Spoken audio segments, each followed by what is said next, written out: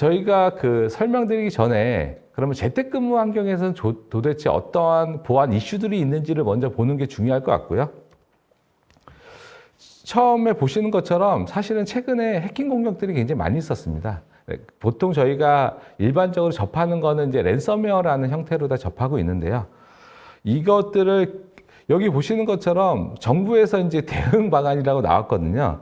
일반적으로 우리가 재택근무 환경에서는 어떤 식으로 되냐면은 원격 접속 시스템, 이게 여러 가지 형태가 될 수도 있고요. 이게 클라우드 형태가 될 수 있고 온프람 환경이 될 수도 있는데 이것들을 통해서 내부에 접근하게 되고요. 이때 우리가 대부분의 그 재택근무 환경에서 가장 높은 보안, 어떻게 보면 우리가 보안의 최종 보루라고 하는 것들이 OTP를 통한 인증입니다. 근데 여기 보시는 것처럼 투팩터 같은 OTP에 대한 인증 우회들도 저희가 보안 이슈에 있고요. 여기에서 계정에 대한 탈취, 이걸 통해서 내부망의 침투, 그다음에 데이터 유출로 이루어지고 있다. 그래서 지금의 최근에 발생했던 많은 랜섬웨어 이슈들이 사실은 재택근무 환경에서 발생하고 있고요. 어떻게 보면 재택근무의 어떤 보안 이슈는 현재도 진행 중이고 이것들을 대응하기 위해서 나온 개념이 제로 트러스트라는 개념이다 라고 저희가 보고 있습니다. 예, 이런 것들이 있다고 보시면 될 것 같고요. 그러면은 도대체 제로 트러스트 환경에서 재택근무 환경에 대한 보안 위협들을 도대체 어떻게 보고 있냐. 제로 트러스트라는 건 결국은 저희가 모든 것들을 원점에서 보자는 거고요. 어떤 위협들이 있는지를 우리가 식별해내는지에 따라서 우리가 방어해야 될 것들이 나오기 때문에 위협들에 대해서 보도록 하겠습니다. 가장 우리가 봤을 때는 가장 큰 위협은 결국은 단말, 외부에 있는 단말이 내부에 접속할 수 있는 경로를 제공해 준다는 거고요. 그 접속하는 형태가 여러 가지가 있을 수 있는데요. 이게 SSL VPN 형태가 됐던 VDI 형태가 됐던 어떤 형태든 외부에서 접근할 수 있는 경로가 만들어진다는 거는 결국 내부로 들어올 수 있는 위협이 상존한다는 얘기라고 보시면 될 것 같아요. 예를 들어서 저희가 회사 내에서 홈페이지라는 서비스가 있으면은 어떤 형태로든 누구나 다 접속할 수 있는 경로가 만들어지는 거지 않습니까? 그래서 그게 암호화를 하던 어떤 형태의 보안을 하던 취약해질 수밖에 없는 경로가 있다라고 저희가 보고 있는 거고요. 이때 그 단말을 아까 얘기 드린 것처럼 투팩터 같은 솔루션들은 이 단말에 대한 인증에 대한 겁니다. 실제 사용하는 중간에 단말에 대한 위협이라든지 아니면 사용자가 인지 못한 어떤 외부의 위협들에 대해서는 대응할 수 없기 때문에 이런 것들이 가장 큰 위협으로 보고 있고요. 두 번째는 결국 외부로부터의 공격인 거죠. 저희가 지금 계속 얘기 드린 것들은 이 단말을 사용하고 있는 사용자는 그렇지 않은데 어떤 해킹을 통해서 아니면 허용되지 않은 어떤 접근을 통해서인데 때에 따라서는 사용자가 그럴 수도 있습니다.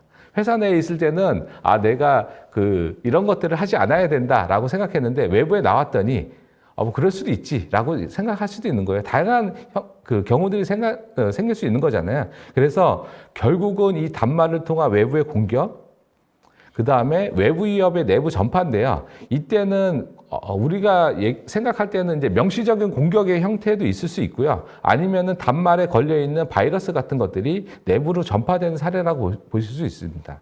그래서 이것들을 정리해 보면은 여기 보시는 것처럼 외부에 있는 단말, 그 단말을 사용하는 사용자로부터 발생하는 외부의 위협들이 내부로 전파되는 어떤 위협들이 재택근무 환경에서 가장 큰 보안의 이슈다라고 보시면 될 것 같습니다.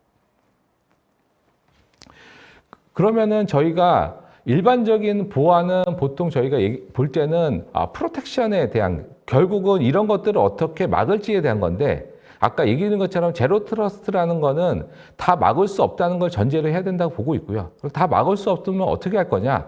내부에서 위협이 전파되는 것들을 어떻게 탐지해야 될지에 대한 탐지 체계까지를 저희가 제로 트러스트의 영역으로 보고 있습니다. 그래서 1번, 2번, 3번은 어떻게 막을지에 대한 거고요. 4번은 이것들이 만약에 다 막지 못했을 때 내부에 침투됐을 때 어떻게 얘를 탐지해야 될지의 전략, 크게 두 가지 전략을 가지고서 저희가 재택근무 환경의 보안을 봐야 된다라고 보고 있습니다. 그래서 저희가 가지고 있는 기본적인 컨셉은 뭐냐면요. 여기 보시는 것처럼 브라우저를 통해서 전용 플러그인을 통해서 접속합니다. 쉽게 보시면은 약간 VDI와 비슷한 아키텍처를 갖고 있는데요. 약간 차이가 있다라고 하면은 저희는 클라우드를 통해서 접근한다는 겁니다. 보통 VDI 아키텍처는 전용 클라이언트를 통해서 SSVPN을 통해서 전용 서버를 통해서 특정 가상에 있는 환경을 접근한다고 하면요. 저희는 브라우저를 통해서 전용 플러그인 그리고 클라우드에서 내부 시스템의 어떤 프락시 형태의 세션이라고 하는 모드를 통해서 우리가 접근하려고 하는 시스템, 이게 단말이 될 수도 있고요. 시스템이 될 수도 있는데 아니면 때에 따라서는 웹 기반의 어플리케이션이 될 수 있습니다. 이런 쪽에 접근하는 아키텍처를 갖고 있다라고 보시면 될 것 같습니다. 근데 만약에 재택근무 환경이 단말을 통해서 접근한다라고 하면은 단말 투 단말은 그렇지 않은 회사도 있지만요. 대부분의 윈도우 단말은 액티브 디렉토리라고 하는 서비스를 통해서 연결되어 있는 환경이라고 보시면 될 것 같습니다. 이때 저희가 갖고 있는 두 가지 개념은 첫 번째는 접근에 대한 겁니다. 접근은 어떻게 안전하게 할지에 대한 접근이고요. 아까 저희가 두 번째를 얘기 드렸잖아요. 두 번째는 결국 탐지에 대한 영역인데요. 내부에서 처음에 접근했던 시스템으로부터 내부에 있는 다른 시스템, 특히나 단말인 경우는 액티브 디렉토리라고 하는 서비스를 통해서 일어날 거고요. 만약에 시스템을 접근하게 되면은 시스템에서 다른 시스템으로 연결되는 형태로 다 전파가 일어나게 될 겁니다. 이런 것들을 저희가 여러 가지 형태가 있지만 저희는 단말을 통해서 접근했을 때 단말 투 단말로 위협이 전파되는 경우에 대한 탐지 체계 두 가지를 저희가 크게 솔루션을 가지고 있는 영역이라고 보시면 될 것 같습니다. 아까 이제 저희가 여러 가지 위협을 얘기 드렸는데요. 가장 첫 번째 위협이면서 가장 핵심적인 위협이 허가되지 않은 사용자입니다. 이게 허가되지 않은 사용자라는 거는 우리가 단말을 분실할 수도 있고요. 아니면은 단말이 해킹이 돼서 허가되지 않은 사용자의 접속이 있을 수 있는데 이런 것들을 다 포함하는 거라고 보시면 될 것 같습니다. 보통 우리가 사용자 이 사람이 허가받았냐, 허가받지 않았냐를 판단할 때 생체 정보를 이용하게 돼 있는데요. 가장 첫 번째 생체 정보가 물리적인 생체 정보입니다. 굉장히 여러 가지가 있죠. 눈도 있고요. 그 다음에 입도 있고요.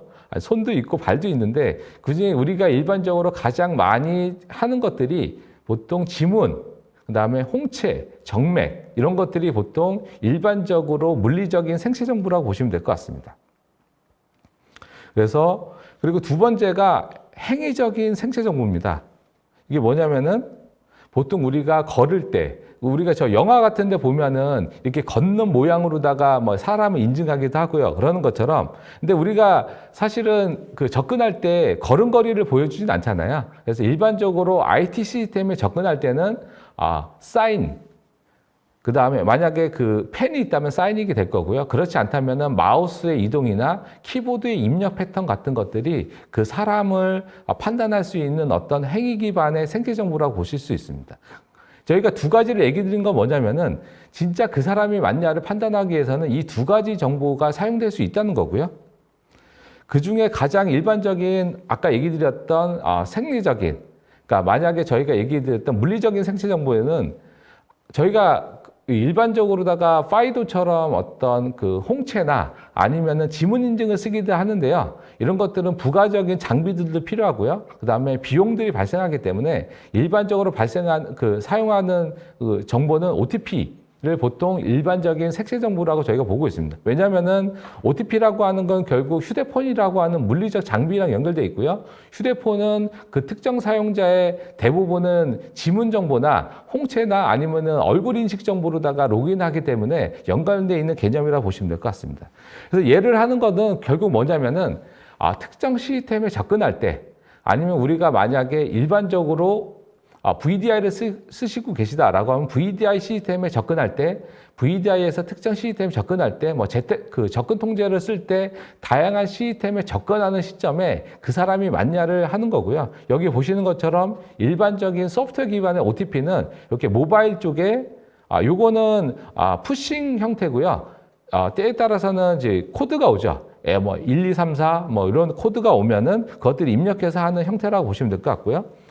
저희가 일반적으로 많이 쓰고 있는 재택근무 환경에서 OTP, 그러니까 투팩터를 통한 인증은 우리가 시스템에 접근할 텐데요. 사실은 OS를 접근할 때부터 시작을 해야 됩니다. 여기 보시는 것처럼 OS 레벨의 투팩터, 그리고 시스템에 접근할 때의 투팩터 같은 것들이 가장 일반적으로 쓰이고 있는 어떤 생체 정보라고 보시면 될 것 같고요.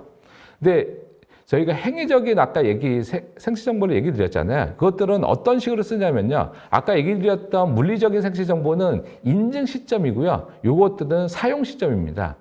만약에 우리가 오전에 재택근무를 하는데 오전에 우리 시스템에 들어갔습니다. 만약에 SSL VPN을 접속했어요. 그 다음에 계속해서 그 다음에 일어나는 것들은 접속이 일어나진 않잖아요. 그때는 계속 사용들이 일어나는데 이것들을 통해서 하는 것들이고요. 그래서 아까 얘기 드린 것처럼 여러 가지의 어떤 행위들이 있는데 그중에 가장 사용자들을 구분하기 좋은 정보는 키보드 입력 패턴이라고 보시면 될 것 같습니다. 여기 보시면은 헬로 월드라는 그 입력을 할 때 사용자마다 아까 얘기 드린 발걸음 정보처럼 자기만의 독특한 어떤 패턴이 있다고 합니다. 헬로우를 빠르게 칠 수도 있고요. 느리게 칠 수도 있고요. 때에 따라서는 W가 늦게 칠 수도 있는 것들이 있는 것처럼 이런 것들을 통한 게 있고요. 두 번째는 저희가 인식하지 않던 마우스를 가지게 되면은 사람마다 특징이 있다고요. 제가 아는 분은 마우스를 하게 되면은 클릭하지 않아도 계속 이렇게 계속 돌리는 분들도 있고요. 어떤 사람들은 계속 마우스를 가운데 갖다 놓는 사람도 있고요. 어떤 사람들은 꼭 우측에 끄트머리에다가 마우스를 놓고서 움직이는 패턴들이 있다. 이거는 제가 이식하는 게 아니고요. 이식하지 않은 상태에서 일어나는 거기 때문에 아까 얘기드린 것처럼 지문처럼 그 사람을 인지할 수 있는, 인식할 수 있는 정보라고 보시면 될 것 같습니다. 그래서 두 가지 정보를 이용해서 진짜 그 사람이 맞냐. 저희가 만약에 A라는 사용자가 로그인을 했습니다. 투팩터를 통하던 파이더를 통해서 인증을 했는데 사용하고 있어요. 근데 잠깐 나갔다 왔습니다. 근데 그 노트북이 해킹이 됐다. 누군가가 그 노트북을 통해서 내부적으로 들어오게 되면은 인증 시점에서 이미 인증됐기 때문에 시스템에 다 들어갈 수 있잖아요. 그럼 그 시점에 그 사용자인지 어떻게 구분할 거냐? 이거는 행위 기반의 어떤 분석을 통해서만 할 수 있고 그 행위 기반의 두 가지의 핵심은 키보드와 마우스의 입력 패턴이라고 저희가 보고 있습니다. 당연히 저희가 이거 소개해드렸으니까 저희가 이걸 할 수 있다는 얘기겠죠. 여기 보시는 것처럼 저희는 브라우저를 통해서 클라우드를 통해서 전용 어플라이언스를 통해서 해당하는 시스템에 접근하게 돼 있는데요. 이때 여기 전용 아까 얘기 드렸던 어플라이언스 장비가 얘기 드렸던 이런 것들을 하게 돼 있는데 이것들을 위협이 있는지 없는지를 우리가 편하게 알려면요. 결국은 이제 스코링이라는 걸 해야 되지 않습니까? 이 위협이 있다, 없다?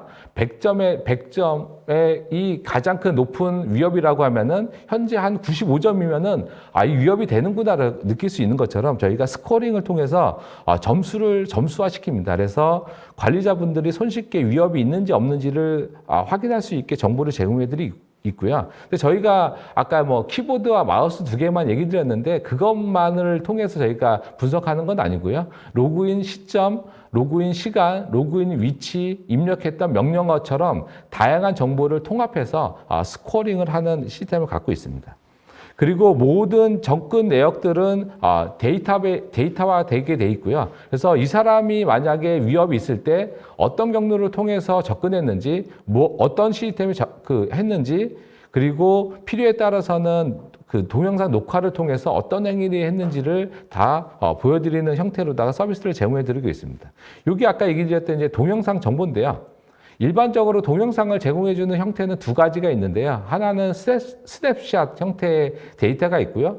스트리밍 형태가 있습니다. 스냅샷이라는 거는 이미지를 짧게 스크린 캡처해서 이거를 연결해서 보는 개념입니다. 그래서 보통 우리가 볼 때는 애니메이티드 GIF를 해서 이미지가 이렇게 변경되는 거 있지 않습니까? 근데 스냅샷은 아까 얘기했던 것처럼 슬라이스가 아무리 작아도 초단위의 어떤 슬라이스를 하게 되면은 중간에 일어났던 행위들이 분실될 염려가 있습니다. 그런데 이 스트리밍은 마치 캠코더처럼 화면을 찍는 거기 때문에 이런 것들에 대한 유실이 없는 동영상 녹화 형태라고 보시면 될 것 같고요. 모든 행위들은 이렇게 스트리밍 형태로다가 녹화되어 있어서 혹시나 향후에 문제가 생겼을 때 분석할 수 있는 정보를 제공해 준다라고 보시면 될 것 같습니다. 두 번째 위협은 이제 외부로부터의 공격이라고 되어 있는데요. 쉽게 보시면은 뭐냐면은 이런 겁니다. 여기 보시는 것처럼 특정 사용자가 허용된 리소스가 아닌 허용되지 않은 리소스에 접근할 수 있는 것들을 허용한다면은 여기에서 발생하는 문제들이 있잖아요. 이런 것들을 가장 일반적으로 하는 보안 개념이 최소 권한 관리 개념이라고 보시면 될 것 같고요. 회사 내에는 이런 것들을 하기 위해서 접근 통제라는 개념들을 쓰고 있는 것처럼 SSL VPN이 가장 큰 이슈가 되는 것들은 이겁니다. 허용되지 않은 시스템에 접근할 수 있는 경로가 생기고 그걸 통해서 위협들이 전파되거나 공격을 받을 수 있는 팩터들이 만들어지는 것들이 가장 크게 보고 있고요. 이런 것들을 그동안은 가장 잘 컨트롤했던 게 VDI 환경이고 그래서 VDI가 재택근무 환경에서 굉장히 많이 뭐랄까 사용될 수 있는 계기가 됐다라고 저희는 보고 있고요. 이런 것들을 당연히 저희는 이런 것들을 처리할 수 있는 아키텍처를 갖고 있고요. 여기 보시는 것처럼 아까 얘기한 SSL VPN 어떤 이런 문제들은 다 이런 것들로 인해서 발생하고 있다라고 보시면 될 것 같습니다. 이것들을 하기 위해서 저희가 어떤 식의 그 아키텍처를 갖고 있냐면요. 기본적으로는 모든 접속을 차단시킵니다. 예, 약간 화이트리스트 개념이죠. 블랙리스트는 허용되지 않은 것들을 막는 개념이고요. 화이트리스트는 허용된 것만 허용해주는 개념이라고 보시면 될 것 같고요. 그래서 여기 보시는 것처럼 클라우드를 통해서 접근하게 되고요. 이때 클라우드를 통해서 허용된 어떤 접근만을 하게 되고 클라우드는 릴레이 형태의 서비스가 됩니다. 그래서 만약에 제가 만약에 A라는 시스템에 접근할 수 있는 권한이 있다라고 하면은 딱 A라는 시스템으로만 접근할 수 있는 경로를 마련해 주는 개념이라고 보시면 될 것 같습니다. 이거를 왜 얘기 드리냐면은 최근에 작년에 좀 이슈가 됐던 게 이제 시트릭스 서버의 해킹 공격이었습니다. 왜냐하면은 시트릭스라고 하는 서비스는 다양한 형태의 보안이 돼 있고요. 현재 나와 있는 것 중에 가장은 아니지만 굉장히 높은 수준의 보안을 제공해주고 있긴 하지만 어쨌든 외부로 리슨 포트가 열려 있는 형태가 됩니다. 아까 얘기 드린 것처럼 어떤 형태로든 외부에 포트가 열려 있다는 것은 결국 공격할 수 있는 가능성이 생기는 거고요. 그래서 이런 것들이 아까 얘기 드렸던 제로 트러스트 관점에서는 고민해야 될 요소라고 보고 있고요. 그럼 저희는 이것들을 여기 보시는 것처럼 이 아키텍처에서 어떻게 대응하냐고 하면은 아까 얘기 드린 것처럼 저희가 클라우드를 통해서 하게 되고요.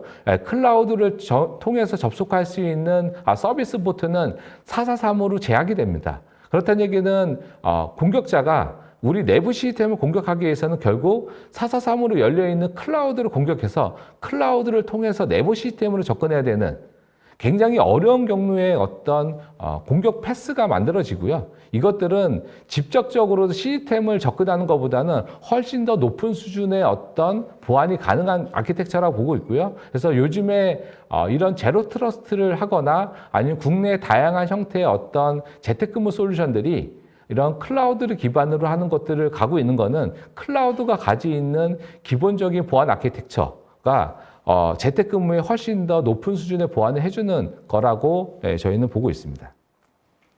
그래서 저희는 어떤 개념이 있냐면은 계속 이제 똑같은 아키텍처가 있는데요. 첫 번째, 아까 얘기했던 공격 패턴은 클라우드를 통해서 하고 있다.